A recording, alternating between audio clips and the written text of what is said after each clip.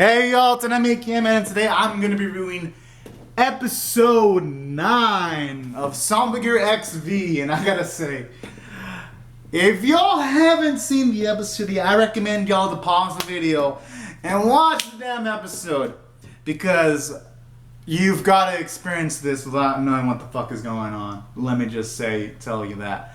And now that I'm assuming y'all have watched the episode, wow, this was by far one of the best Symphogear episodes by far. My goodness. Like, the amount of plot progression we make in this episode was a lot. Because in the span of a single episode, the Noble Red Revenants, they all got fucking killed by Sheva. That shit was crazy, y'all. Frieza style, when she just does like the boom, the laser beam, then she does the laser beam again, and I was like, yo, what the fuck? This shit is lit, yo. So I do like that, and this episode gets even crazier because it resolves like the plot point of Tsubasa being under like the slight control of Fudo, because at the start of the episode you see her actually get affected by Fudo's hypnosis because Mika was about to get out of the control of Shamhop, but then you have freaking Fudo under the hypnosis hypnotizing Tsubasa to like just carry Miku away and leave, and then that shit is crazy, and I'm like, yo. And then after Tsubasa carries Miku away, then Fudo starts doing his evil shit and all that.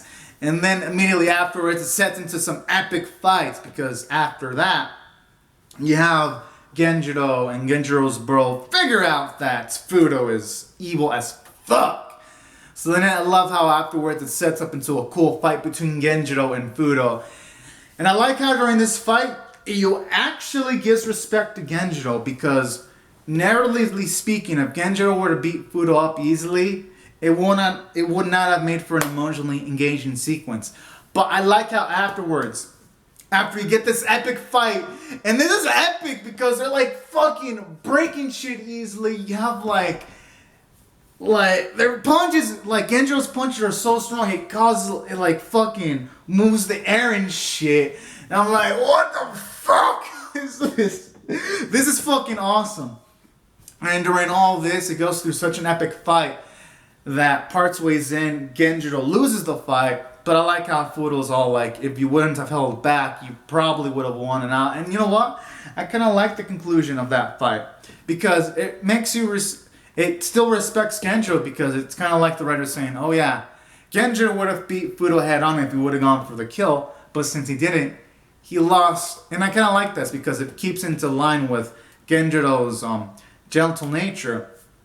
Because we even saw this kind of thing in like season 1 when Genjiro was fighting Fine. He probably could have defeated Fine head on in a one-on-one fight, but then Fine took advantage of Genjiro's soft side and got a hit on him. The same thing happens here. Fudo got lucky and he capitalized on Genjiro's soft side to get a hit on him. And I kind of like that, because in a way, it's a nice way of making Genjiro lose fights without it feeling like some kind of ass pull. So that's what I really felt that fight worked out. And then afterwards, I like how it went from that into even crazier shit. Because parts ways you can even get a fight between Maria and Tsubasa, but then Maria helps Tsubasa snap out of it when she gives her a bitch slap. I was like, yo! That shit was loaded. And then afterwards, Tsubasa's in like a distraught state. And then you have Fudo straight up ready to kill his own granddaughter. And then right out of fucking nowhere, you see Tsubasa's dad. And well, yes, I know that Tsubasa's dad, technically when it comes to that, Tsubasa's dad, which is Genjiro's bro, isn't Tsubasa's father biologically. That still fucking counts more than fucking Fudo, because well, I guess we know that Fudo is the biological dad. He ain't even act like one. And then, so when Genjiro's bro died and Tsubasa's non-biological dad dies. That shit was sad and intense, and I was like, yo, I never thought I would see that. And the saddest part is you see Fudo just smiling like the evil dude he is, and I was like, he ain't even gonna feel anything, he's just fucking gleefully smiling. I was like, no, there is no fucking way this motherfucker is gonna be redeemed at all. Ah, fuck, man, that shit surprised me out of fucking nowhere. And that's why I thought this episode was just so powerful emotionally. Because you just had emotional sequence after emotional sequence after emotional sequence. And then after that, you see Tsubasa utilize the Symphogear with the Faust robe after she gains permission to use it. And then she just fucking starts out overpowering Fudo, and all that was satisfying. And then when it looked like she was about to kill him, Genjo tells Tsubasa to stop because he doesn't want to see Tsubasa dirty her hands. And I was like, oh damn. But in a way, I guess I kind of like that, because at least it confirms Genjo didn't die after being pile drived on the head. And that was, in a way, pretty fucking cool to a certain extent. And then I like how normally that type of thing would be enough to end an episode, but then it goes further beyond, because then you see this red light that looks like Shimha's energy, and then it ends, and I'm like, no, fuck. And that's why I thought this episode was perfect from a story standpoint, because each and every sequence had a purpose, and even the sequences where Hibiki's talking to her dad had a purpose, because you see Hibiki, she was emotionally down after Miku was being controlled by Shimha. But then afterwards, she got advice from her dad when her dad mentioned things like, sometimes a curse isn't really a curse. It just depends on a person's point of view. At least I'm paraphrasing, and I kind of like that. It shows you that Hibiki's dad's got some words of wisdom from time to time. So I did like that too. It was a nice way to have Hibiki develop as a character, while at the same time, it gives Hibiki's father some character developments too, and you see these two bonding. So that's why I thought this episode was great, because it wasn't just action. It also had some nice comedic sequences that fit in with the mood of the story too, to motivate Hibiki so that she can go back to the battlefield in the next episode. So that's why I also enjoyed this episode too. It made it really, really strong.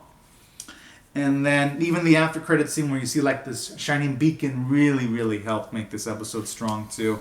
So that's why from a story standpoint and character standpoint, it was amazing. And also like how you get some characterization for Tsubasa's, for Genjo's bro, like when he took the bullet for Tsubasa. It shows you his strength as character. And then when he told Tsubasa that you protect people because they're worth it, not because they're weak. I love that sequence, because I love how it has the message of people, they themselves are worthy of being protected for the most part,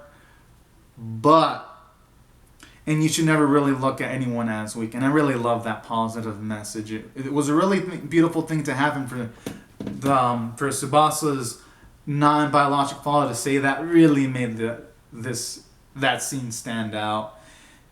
And then seeing Tsubasa cry at his death when he died was really, really depressing. So that's why I feel I did really great from the character standpoint, because now it sets up Tsubasa for even more character growth. And you see Maria have a lot of character growth too, because she helped Tsubasa snap out of it. And you get a lot of Fudo characterization, because this dude didn't even feel shit when he killed one of his own sons. But then at the same time, he gets some of his gentleness, because I feel like he could have killed Genjo completely if he wanted to, but he didn't. So I kind of like that too, to an extent, showing off that Fudo does have some semblance of gentleness in his fucking evil body. So I guess he's not completely evil. He's just a 99.9999999% evil, and he's more like 0.000000001% of goodness in him. That's how I would categorize that son of a bitch. So that's what I also like about this episode too. Giving more layers to multiple characters, and now it gets me pumped up to see. And it gives characterization to Shimha, because she just straight up annihilates Noble Red. So all in all, just a lot of things going on in this episode from a character standpoint too. So that's why I thought I did perfection from that standpoint. Animation and art were beautiful. Voice performances were great. And that's why I'm going to rate this episode a 10 out of 10. I just thought it was that strong, y'all. So anyways, everyone, these are my thoughts on Symphogear XV Episode 9. Be sure to comment out your thoughts in the comment section below how you felt about the episode. Rate the video, subscribe, share it, and I'll see you guys later if you come back for more, alright? Thank you all so much for watching, everyone. Have a great, safe day. Bye-bye.